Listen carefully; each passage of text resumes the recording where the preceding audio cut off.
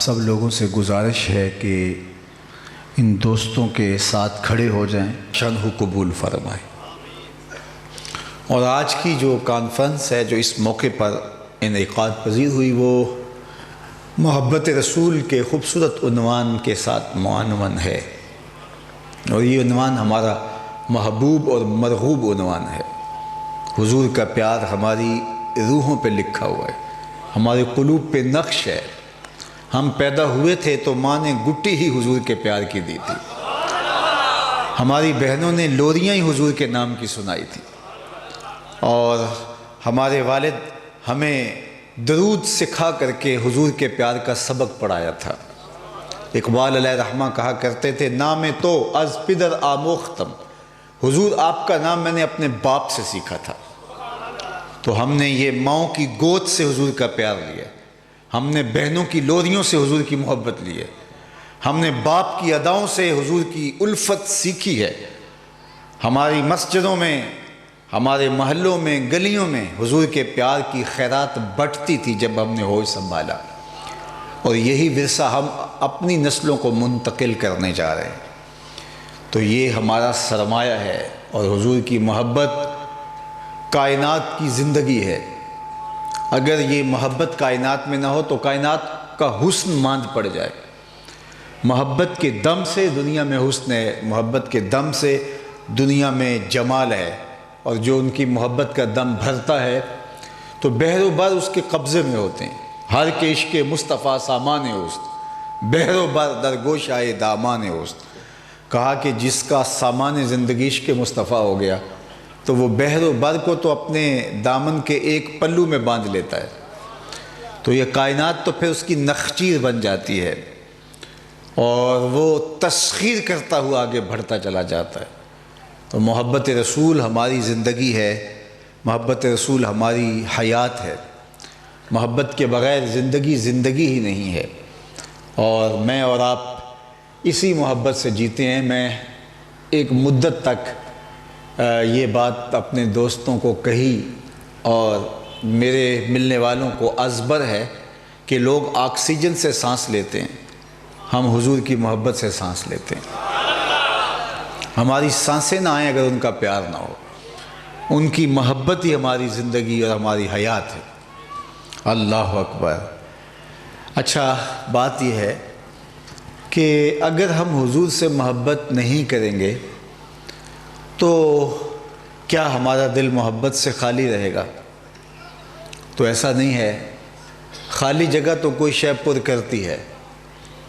دل اگر حب رسول کی دولت سے سرشار نہیں ہوگا تو حب دنیا آ جائے گی، حب اقتدار آ جائے گا، حب جاہ، حب منصب، خواہشات، یہ کیا کچھ ہے جو دل کو اپنے گھیرے میں لے لیں گے۔ تو دل تو محبت کے بغیر زندہ ہی نہیں رہ سکتا، اور اگر اس کو وہ غذا نہ دی جو اس کی حقیقی تسکین کرتی ہے تو پھر آپ دیکھتے ہیں کہ اگر آپ کھیتوں میں بیج نہیں ڈالتے اور فصل نہیں بوتے تو پھر کھیت یوں ہی نہیں پڑے رہتے، ان میں جڑی بوٹیاں اگاتی ہیں۔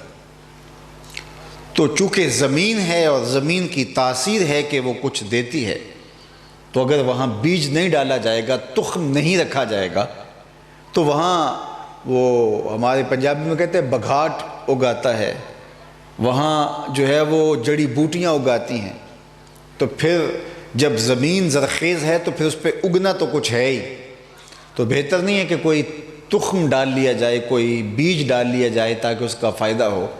تو دل کی زمین پر تو کچھ اگے گا ہی، حب دنیا کی جھاڑیاں اگائے، خواہشات کی پمپولیاں دل میں نشو و نما پا جائیں، اور جو ہے وہ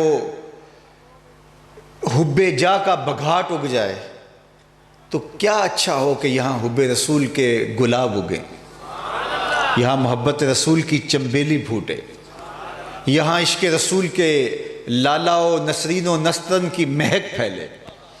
تو اس دل کو حضور کی محبت سے آباد کیجئے، حضور کی الفت سے آباد کیجئے۔ غم اگرچہ جان گسل ہے، پہ کیا بچیں کہ دل ہے، غم عشق اگر نہ ہوتا غم روزگار ہوتا۔ غالب نے کہا تھا کہ اگر غم عشق سے دل کو آپ محفوظ کر لیتے ہیں تو غم روزگار دل میں آئے گا، خالی جگہ تو کسی چیز نے پوری کرنی ہی کرنی ہے۔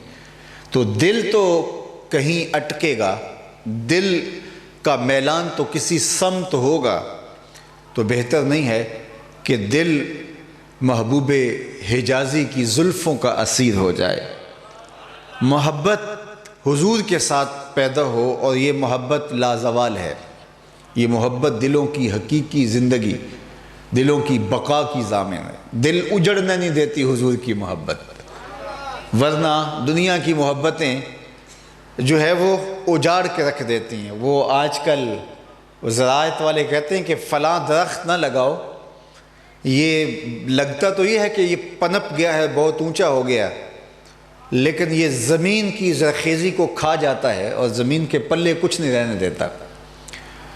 تو یہ درخت لگاؤ گے تو زمین بنجر ہو جائے گی، اگرچہ آپ کو کوئی پنپتا ہوا درخت تو دکھائی دیتا ہے۔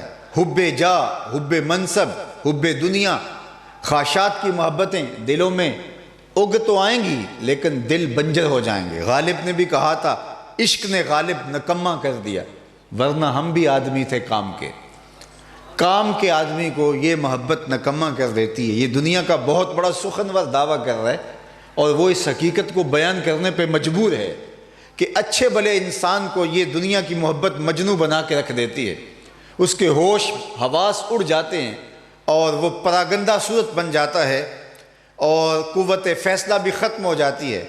یہ میں اس محبت کی بات کر رہا ہوں جو اچھے بھلے انسان کے پلے کچھ نہیں چھوڑتی۔ اللہ اکبر! غالب کہتا نکما کر دیا، اس نے کچھ چھوڑا نہیں، میرے پلے کچھ نہیں چھوڑا۔ لیکن صاحب آج آپ جس محبت کے عنوان سے کانفرنس سجائے بیٹھے ہیں، یہ محبت اچھے بھلے انسان کو نکما نہیں کرتی، بلکہ جس کو دنیا نکما سمجھتی ہے، یہ محبت اس کو بھی پستیوں سے اٹھا کے اوج ثریا کی بلندیوں تک پہنچا دیتی ہے۔ نہیں تو بلال حبشی سے پوچھ لو کہ جس کو کوئی پاس بٹھانے کے لیے تیار نہیں تھا، وہ بلال حبشی لوگوں کی آنکھوں اور لوگوں کے دلوں میں جگہ رکھتے ہیں۔ کائنات کا کوئی گوشہ ایسا نہیں ہے جہاں بلال حبشی کے نام کی مسجد موجود نہ ہو۔ میں آپ سے پوچھوں کہ جس زمانے میں میرے حضور تشریف لائے تھے، اس زمانے کے خاقان کا نام کیا تھا؟ تو شاید آپ نہ بتا سکیں۔ چلو میں پوچھتا ہوں، جس زمانے میں حضور تشریف لائے تھے، اس زمانے کے کیسر کا نام کیا تھا؟ اس دنیا کی، اس دور کی سپر طاقت کا حکمران، اس دور کا جو بائیڈن سمجھ لیجئے، لیکن شاید اس دور کے کیسر کا کوئی نام اس بھری بزم میں بتا سکے۔ رومن امپائر اس دور کی بہت بڑی قوت، لیکن آج زمانہ اس کے سربراہ کا نام نہیں جانتا۔ چلو میں پوچھتا ہوں، جس زمانے میں حضور تشریف لائے، اس دور کے کسریٰ کا نام کیا تھا؟ یہ دوسری اس زمانے کی سپر طاقت تھی۔ پرشین امپائر 3150 سال جنہوں نے ایران پہ حکومت کی، 3150 سال۔ آل ساسان کا وہ کسریٰ ایران، اس کا کیا نام تھا؟ تو بہت کم لوگ ہیں جو اس کا نام بتا سکیں۔ جو اس دور کے بڑے نام تھے، خاقان کا، کیسر کا، کسریٰ کا، اس کا نام بتانے سے اس مجمع میں بہت زیادہ لوگ قاصر ہیں۔ اور اگر میں اس مجمع میں موجود سب سے کم عمر بچے سے پوچھوں کہ میرے حضور کے مؤذن کا نام کیا تھا، تو وہ سر اٹھا کر کے بلال حبشی کا نام لے گا یا نہیں لے گا؟ تو یار اس دور کے کیسر کا نام تو باقی نہیں رہا، اس دور کے کسریٰ کا نام تو باقی نہیں رہا، اس دور کے خاقان کا نام تو باقی نہیں رہا، لیکن میرے حضور کے مؤذن کا نام آج بھی روحوں پہ لکھا ہوا ہے۔ تو اقبال تڑپ کے بولے، اقبال یہ کس کے عشق کا فیض عام ہے؟ اقبال یہ کس کے عشق کا فیض عام ہے؟ رومی فنا ہوا حبشی کو دوام ہے، رومی فنا ہوا حبشی کو دوام ہے۔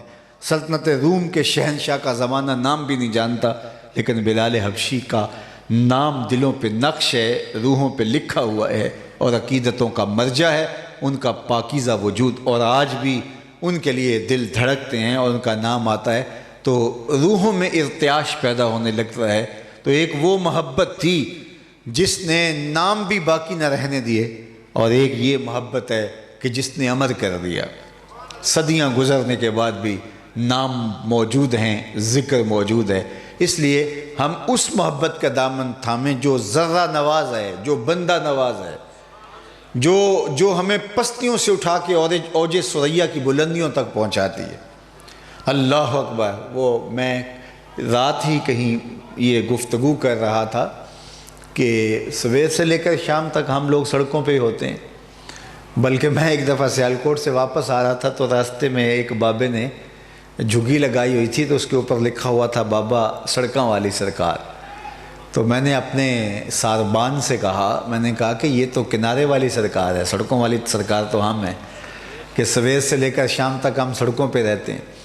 تو چونکہ ہم سڑکوں پہ رہتے ہیں تو بہت ساری چیزیں مشاہدے کو بھی ملتی ہیں۔ تو گاڑیوں کے پیچھے ایک جملہ لکھا ہوتا ہے، آپ نے بھی پڑھا ہوگا، صنم بے وفا۔ تو میں اپنے دوستوں کو کہتا ہوں یہ دیکھو کیا لکھا ہے، تو وہ کہتے ہیں جناب آپ بھی پڑھ رہے ہیں، بتائیے کیا لکھا ہے۔ تو میں نے کہا یہ کسی نے کسی سے پیار کیا ہوگا، جدائی کا داغ لیے اب یہ تحریری احتجاج کر رہا ہے، یہ اپنے درد کی بپتا سنا رہا ہے، اپنے دکھ کی کہانی چھیڑے بیٹھا ہے، تحریری احتجاج ہے اس کا۔ تو میں نے کہا صاحب تو نے پیار اس سے کیا جس نے راستے نے چھوڑ دیا، اور اب تو صنم بے وفا کہہ کے اور اپنی گاڑی کے پیچھے لے کر کے اپنے دل کی بھڑاس نکال رہا ہے۔ تجھے اس چوکھٹ پہ لے چلوں جو ہاتھ پکڑتے ہیں تو حشر کے دن بھی نہیں چھوڑتے۔ وہ ذرہ نواز محبت، وہ بندہ نواز عشق جو کبھی بھی چھوڑتے نہیں ہیں۔ اللہ اکبر! جو ہاتھ پکڑتے ہیں تو وفا کی ریت نبھاتے ہیں، وہ چھوڑتے نہیں ہیں، قیامت کے دن بھی وہ آغوش رحمت میں سمیٹ لیں گے۔ تو پھر اس سے کیا پیار کرنا جو مطلب نکال کے راہ میں چھوڑ کے بھاگ جائے، اور تم مجنوں بن کے گلیوں میں گھومتے پھرو اور اپنے عشق کے اور اپنی محبت کے شکوے کرتے پھرو۔ آؤ اس سے پیار کرو۔ بلال کہتا ہے مجھے فخر ہے میں محمد عربی کا محب ہوں۔ اس سے پیار کرو، محبت کا رشتہ ان سے جوڑو جن کی محبت بندہ نواز ہے، جن کی محبت ذرہ نواز ہے۔ اچھا یار، وہ میں ایک دوست کو ملا، مجھے مصافحہ کرنے لگا تو اس کے ہاتھ کے اوپر جو ہے وہ ایس لکھا ہوا تھا۔ تو میں نے کہا یہ کیا ہے؟ تو وہ کوئی شرمیلے سے انداز سے کہنے لگا بس ایسے ہی ہے۔ میں نے کہا نہیں بتاؤ نا کہ یہ کیوں لکھا ہے؟ تو وہ کہتے ہیں حضرت آپ کو پتہ ہی ہے یہ دیر کا لکھا ہوا ہے۔ تو میں نے کہا کیا لکھا ہے؟ تو وہ بتانے سے شرما رہا تھا۔ تو کہانی تو میری سمجھ میں آ گئی کہ یہ کیا لکھا ہے۔ تو میں نے دوستوں کو کہا کہ وہ کیسا محبوب ہے جس کا نام بتاتے ہوئے عاشق جھجکتا ہے، اور نام بھی اس نے کس طرح سے لکھا ہوا ہے، لیکن جس سے ہم پیار کرتے ہیں ہم اسٹیجوں پہ کھڑے ہو کے بھی محمد محمد پکارتے ہیں۔ تو یہ وہ عشق ہے جو چھپایا نہیں جاتا، یہ وہ عشق ہے کہ جو ہے سولی پہ چڑھ کے بھی بولا جاتا ہے۔ دوواں گلاں وچوں 10 درویشا تینوں کیڑی گل قبولی، عالم اوپر ممبر بولے عاشق اوپر سولی۔ تو یہ محبت جو ہے یہ اعزاز کا باعث ہے، یہ فخر کا باعث ہے۔ یہ چھپاتے نہیں پھریں گے، بلکہ یہ بات ہمارے لیے اعزاز کی ہے کہ ہم پیار جن سے کرتے ہیں۔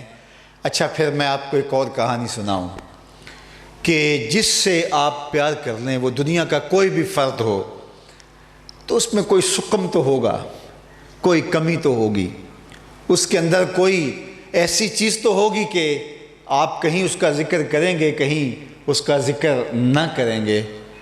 لیکن صاحب آج ہم جس عنوان سے یہ مجلس سجائے بیٹھے ہیں اور جس پاکیزہ وجود سے، جس ذات ستودہ صفات سے، جس مبارک ہستی سے ہم عشق اور محبت کا دعویٰ کرتے ہیں، ہمارا فخر یہ ہے کہ وہ خدا کا بھی محبوب ہے۔ عزتوں کی یہ مسند کہ خدا اور رب ذوالمنن کا بھی وہ محبوب ہے۔ تو اعظم چشتی مرحوم نے تو یہاں قلم توڑ دیا تھا کہ اپنا معیار زمانے سے جدا رکھتے ہیں، ہم تو محبوب بھی محبوب خدا رکھتے ہیں، ہمارا تو محبوب بھی خدا کا محبوب ہے۔ یہ ہمارا اعزاز، یہ ہمارا فخر۔ اچھا دنیا کی محبتیں توڑتی ہیں، یا رسول اللہ، دنیا کی محبتیں توڑتی ہیں، ایک کے دو چاہنے والے آپس میں رقیب کہلاتے ہیں، یہ میرا محبوب ہے تم نے کیوں دیکھا، لڑائی کی نوبت آ جاتی ہے، قتل و غارت تک معاملہ جا پہنچتا ہے، یار دیکھ ہی لیا ہے کیا ہوا۔ لیکن حسن اتنا تھوڑا ہے کہ ایک کی آنکھوں کی تسکین کرتا ہے، دوسرا آیا نہیں تو لڑائی ہوئی نہیں۔ حسن محدود ہے، محدود حسن میں دوسرے کی شرکت جو ہے وہ گوارا نہیں ہے، لہٰذا ایک کے دو چاہنے والے آپس میں رقیب ہوتے ہیں، چاہے وہ اقتدار کی کرسی ہو، اسی لیے تو الیکشن لڑے جاتے ہیں، چاہے وہ منصب و جاہ ہو، چاہے وہ لب و رخسار و زلف کی محبت میں الجھے ہوئے لوگ ہوں، ایک کے دو چاہنے والے آپس میں رقیب ہوتے ہیں، لیکن جس الفت کی کہانی ہم چھیڑے بیٹھے ہیں، ایک کے چاہنے والے لاکھوں نہیں کروڑوں آپس میں حبیب کہلاتے ہیں۔ جس آقا و مولا سے میں پیار کرتا ہوں، میں آپ کو بھی دعوت دینے آیا ہوں، آؤ جھوم کے اس آقا کا نام لو، اس سے پیار کرو۔ اللہ اکبر، یہ محبت ہمیں وحدت کی لڑی میں پروتی ہے، وہ ناقص محبت جو تقسیم کرتی ہے۔ یہ بات ذہن میں رکھیے گا، حضور کے نام پہ اگر ہم جڑنے کی بجائے متفرق ہوں گے تو پھر ہماری محبت ناقص ہے، محبت ابھی ہماری اس مرتبے پہ نہیں پہنچی۔ یہ تو امت کی وحدت کی ضمانت ہے، یہ تو جوڑتی ہے، اور ہم اپنی تنظیم کا بت لیے بیٹھے ہوں، شخصیت کا بت لیے بیٹھے ہوں، اپنی آرزوؤں کی پرستش کر رہے ہوں، اور اوپر نام ہم اس ذات ستودہ صفات کا رکھا ہوا ہو، تو پھر لڑائی بھی ہوگی، ایک دوسرے کے جبے بھی نوچیں گے، پگڑیاں بھی پھاڑیں گے، اور ایک دوسرے کے خلاف مقاومت اور مخالفت بھی ہوگی۔ لیکن اگر ہماری محبت کا مرکز ہماری خواہشات نہیں ہیں، ذات رسالت مآب صلی اللہ علیہ وآلہ وسلم ہے، تو پھر حضور سے محبت کرنے والا ہر شخص ہمیں محبوب دکھائی دے گا، اس لیے کہ یہ محبت انسانوں کو توڑتی نہیں بلکہ یہ محبت انسانوں کو جوڑتی ہے۔ چوں گلے صد برگ مارا بو یکیست، او کے جانے ای نظاموں او یکیست، مست چشم ساکیے بتہاستیم، در جہاں مثل مو می ناستیم، ہزاروں قومیں وجود میں آئیں، دہر میں خشک و تر کے رشتے سے، ہم نے بنیاد دوستی رکھی یاد خیر البشر کے رشتے سے۔ اور میں اگر اپنی گفتگو کو زیادہ طوالت نہ دوں اور اختصار کے ساتھ منزل کی طرف لے جانا چاہوں تو مجھے محبت کے تقاضوں پر بحث کیے بغیر اپنی گفتگو نہیں چھوڑنی چاہیے، اور وہ یہ کہ بندہ جس سے محبت کرتا ہے اس کی تعظیم کرتا ہے۔ یہ نہیں ہو سکتا کہ محبوب کی تعظیم اور عزت دل میں نہ ہو اور دعوی محبت ہو، وہ دعویٰ خام ہے، وہ دعویٰ پختہ نہیں ہے جو تعظیم سے جڑا ہوا نہیں ہے۔ تو میں اور آپ اگر حضور ختمی المرتبت صلی اللہ علیہ وآلہ وسلم کے ساتھ رشتہ محبت استوار کیے ہوئے ہیں تو پھر ہم دیکھیں کہ ان کی تعظیم ہماری روحوں پہ لکھی ہے یا کہ ہمارے رویے بے باک ہیں، بلکہ حضور علیہ السلام سے جڑی ہوئی چیزوں کی تعظیم بھی ہمارے اوپر لازم ہوگی۔ کل منسوب الی محبوب محبوب، ہر شے جو محبوب سے منسوب ہوتی ہے عاشق کو تو وہ بھی اچھی لگتی ہے۔ پائے سگ بوسیدہ مجنو، خلق گفتائیں چے سود، گفت این سگ گاہے گاہے کوئے لیلا رفتہ بود۔ کسی نے مجنو کو دیکھا کتے کے پاؤں چوم رہا ہے، کہا انسان ہو کے کتے کے پاؤں چوم رہے ہو؟ کہا تم نہیں جانتے یہ کتا کبھی کبھی لیلا کی گلی سے گزرتا ہے۔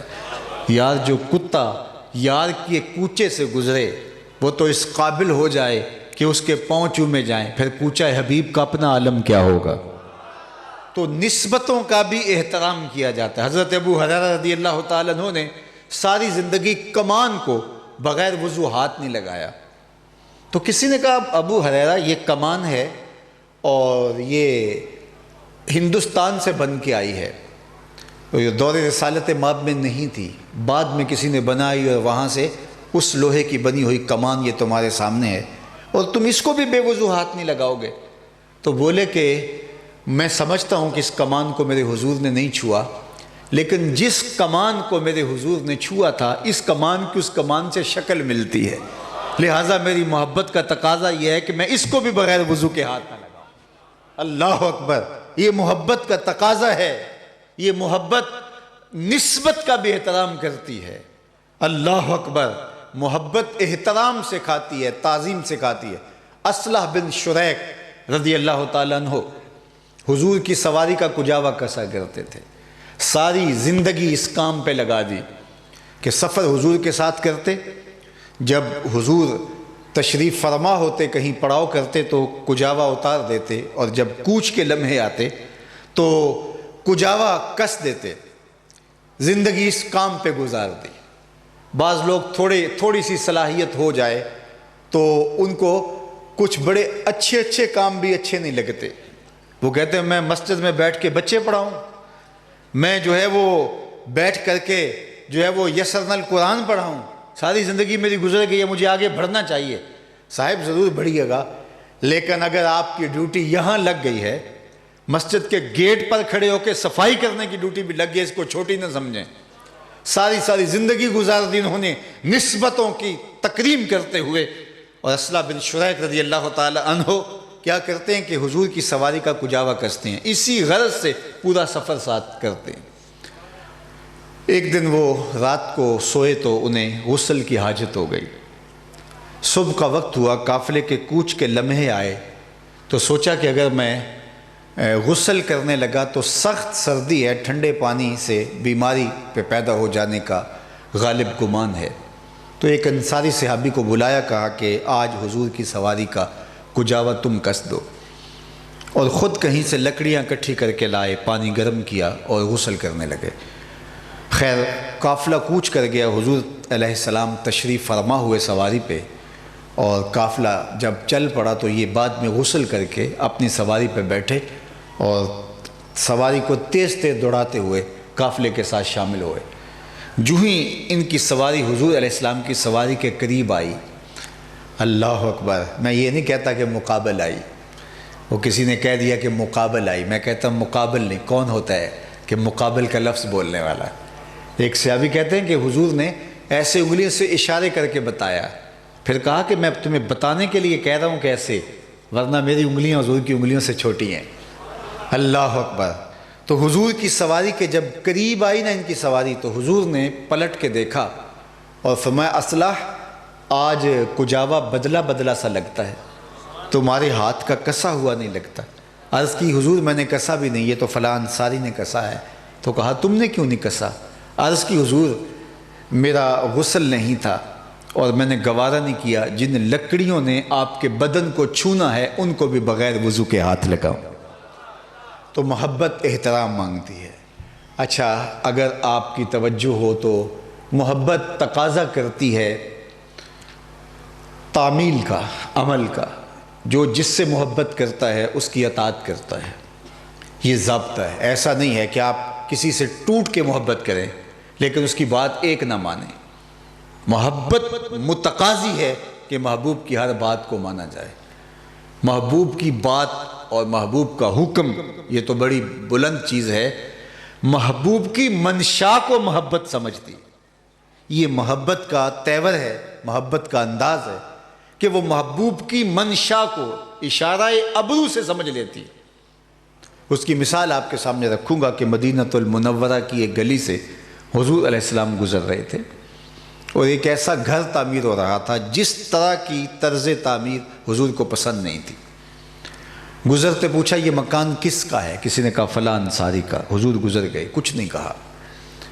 تو کسی نے اس انصاری کو جا بتایا کہ آقا کریم علیہ الصلاۃ والتسلیم گزرے تھے، تیرے مکان کو دیکھا، شاید پسند نہیں آیا، چہرے پہ پسندیدگی کے آثار حویدہ نہیں ہوئے۔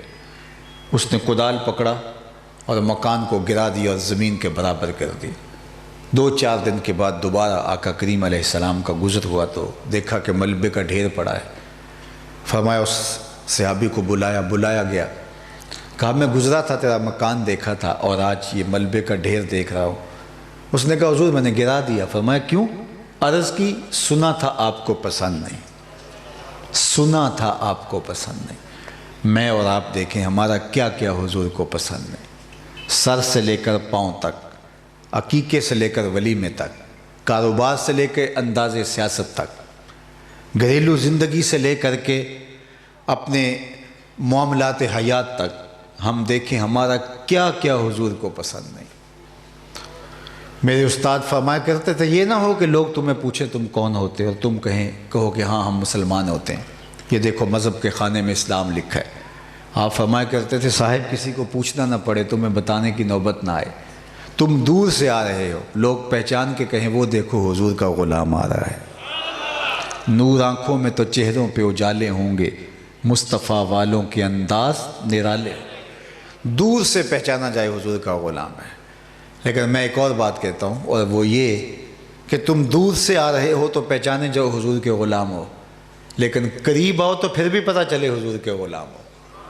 یہ نہ ہو کہ دور سے تو پتہ لگے یہ عاشق رسول آ رہا ہے، دور سے آؤ تو پتہ چلے یہ غلام رسول آ رہا ہے، یہ بڑا پکا مسلمان آ رہا ہے، لیکن تمہارے کوئی نیڑے ہو کے دیکھے، تم اس سے کاروبار کر کے دیکھو، اور کسی سے رشتہ داری ہو جائے، کسی سے قرض لے لو، پھر پتہ چلے کہ دور دور سے تو اچھا مسلمان لگتا تھا، رشتہ داری کر کے دیکھا یہ تو کچھ اور نکلا، کاروبار کر کے دیکھا، ادھار دے کے دیکھا، دور سے تو بڑا عاشق رسول لگتا تھا، لیکن نیڑے ہو کر دیکھا تو یہ تو کچھ اور نکلا، اس کے لہجے میں یوں تو برف تھی لیکن جو چھو کے دیکھا تو ہاتھ چل گئے۔ تو یہ نہیں کہ تم دور سے اچھے دکھائی دو اور جب قریب آؤ تو تم موذی لگو، نہیں، تم دور سے بھی اچھے دکھائی دو اور جب کوئی تمہارے نیڑے آئے تو تمہارے دامن سے پھوٹتی مہک سے اس کے مشام ہستی معطر ہوتے چلے جائیں۔ تمہارے سے رشتہ داری کر کے دیکھے، کاروباری سانجھ کر کے دیکھے تو پتہ چلے کہ عاشق رسول یہ ہوا کرتے ہیں اور حضور کے غلاموں کے یہ تیور ہوا کرتے ہیں۔